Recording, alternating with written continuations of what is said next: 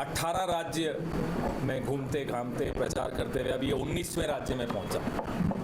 और 18 राज्यों में, जिसमें गुजरात शामिल है, उत्तर प्रदेश शामिल है, मध्य प्रदेश शामिल है, राजस्थान जो मेरा अपना राज्य है वो शामिल है, असम शामिल है, सब जगह एक 3 भावनाएं मुझे देखने को मिली। पहली भावना गुस्से की, वोटर के मन में गुस्सा है। दूसरी भावना दुख की, दुखी भी है। और तीसरी भावना चिंता और भय की है। और इन तीनों भावनाओं का विश्लेषण मैं बड़ा संक्षिप्त रूप में करूंगा। गुस्सा इसलिए है कि 10 साल जिस पार्टी को मौका दिया, जिस व्यक्ति को वोट के माध्यम से नवाजा और आशीर्वाद देकर प्रधानमंत्री के पद तक पहुंचाया। वोट क्या होता है? वोट निवेश होता है। हर वोटर एक इन्वेस्टमेंट करता है। तो 10 साल के बाद अगर वो अपने इन्वेस्टमेंट पे रिटर्न क्या है ये पूछने की कोशिश भी करता है तो उसको लताड़ दिया जाता है, उसकी सवाल का जवाब नहीं दिया जाता। अब मैं और आप कहीं पैसा अगर लगाएंगे तो जाहिर सी बात है उम्मीद करेंगे कि उसका रिटर्न आएगा, और रिटर्न नहीं आएगा तो जवाब तो आएगा, साहब इस कारण से रिटर्न लेट हो गया। लेकिन हमारे प्रधानमंत्री शहंशाह नरेंद्र मोदी जी वो वाकई अपने आप को अब भगवान से ऊपर मानने लगे। ये मैं नहीं कहता, वो खुद कहते हैं आजकल इंटरव्यू दे देकर कि मैं तो बायोलॉजिकली पैदा ही नहीं हुआ, मैं तो अवतार हूँ। अब कोई भगवान से अपने आप को ऊपर बता दे तो मुझे तो हंसी आ रही है, आपको भी हंसी आ रही हो। और जब से प्रधानमंत्री ने ये इंटरव्यू देने शुरू किए हैं, हमारे साथी एक हैं, आप सबके भी चहेते हैं, कपिल शर्मा, उनके शो की टीआरपी एकदम खत्म हो गई, क्योंकि सारा मनोरंजन प्रधानमंत्री कर रहे हैं। तो ऐसा मनोरंजक आदमी जो अपने आप को अवतार मानता हो। अच्छा, बेचारे नड्डा जी ने उस दिन इंटरव्यू दिया और कहा कि ये नरों के इंद्र तो हैं ही, सुरों के भी इंद्र हैं, सुरेंद्र भी हैं, नरेंद्र भी हैं, विष्णु के अवतार हैं। फिर हमारे एक और दोस्त हैं, आपके भी दोस्त हैं, संबित पात्रा जी।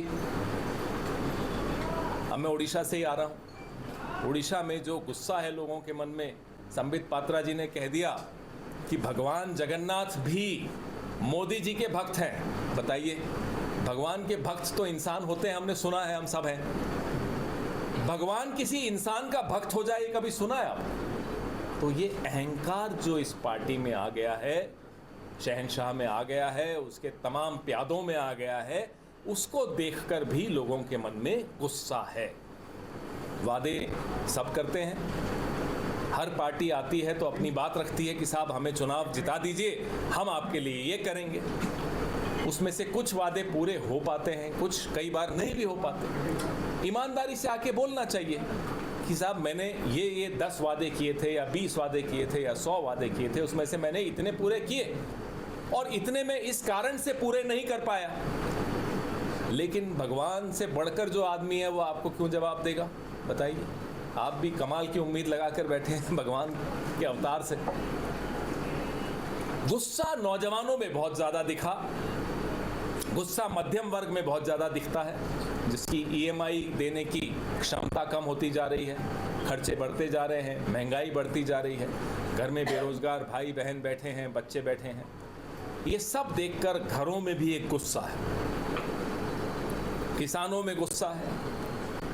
आदिवासियों के साथ जो धोखा पिछले 10 साल में हुआ है, आप दोस्ती हम सबकी होती है, बड़े लोगों से, छोटे लोगों से, बराबर के लोगों से, जिसको आप जैसा बोलना चाहो बोल दो। अडानी जी बहुत बड़े हैं,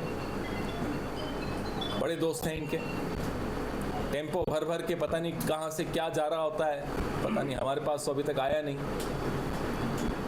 आपने आदिवासियों की जल जंगल जमीन अपने दोस्त पर लुटा दी, 16 लाख करोड़ अपने उद्योगपति दोस्तों पर लुटा दिया। इस देश का पैसा है, मेरा और आपका पैसा है, टैक्स पेयर का पैसा है, हमारी बचत जो बैंकों में है वो पैसा है। इतने महंगे दोस्त, भगवान के अवतार हो, इतने महंगे दोस्त रखते हो, आप हो कौन? नौजवान, किसान, आदिवासी, छोटा व्यापारी, मध्यम वर्ग, नौकरी पेशा लोग सब क्रोधित हैं, सबके मन में गुस्सा है। 1 घंटे में 2 नौजवान इस देश में आत्महत्या कर रहे हैं, गुस्सा जायज़ है। 1 दिन में 24 घंटे में 30 किसान आत्महत्या कर रहे हैं, गुस्सा नहीं आएगा तो क्या आएगा।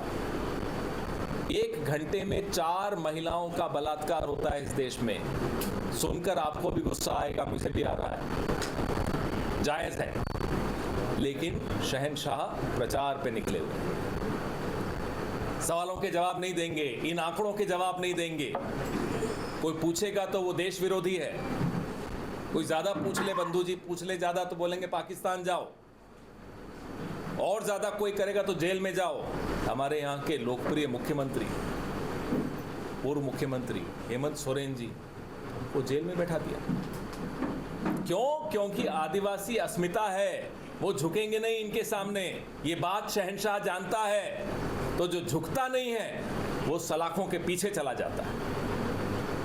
क्या कसूर है उनका कि वो आदिवासी हैं, कि वो इनके आगे झुकता नहीं है, झुकते नहीं हैं? कारण बताइए। दुख दूसरी भावना, दुख इस बात का है कि जिसको खुदा माना वो पत्थर भी नहीं निकला। धोखा, देश का राजा जब देश को धोखा देता है तो आने वाली पीढ़ियां तक बर्बाद हो जाती हैं। यही हो रहा है इस देश में। कोई कुछ पूछ ले तो दाएं बाएं की बात करेंगे, हिंदू मुसलमान की बात करेंगे, साउथ वर्सेस नॉर्थ की बात करेंगे। कब तक आप लोगों का ध्यान बांटोगे? तो दुख भी जायज़ है लोगों। और एक भय है, एक चिंता है। चिंता क्या है?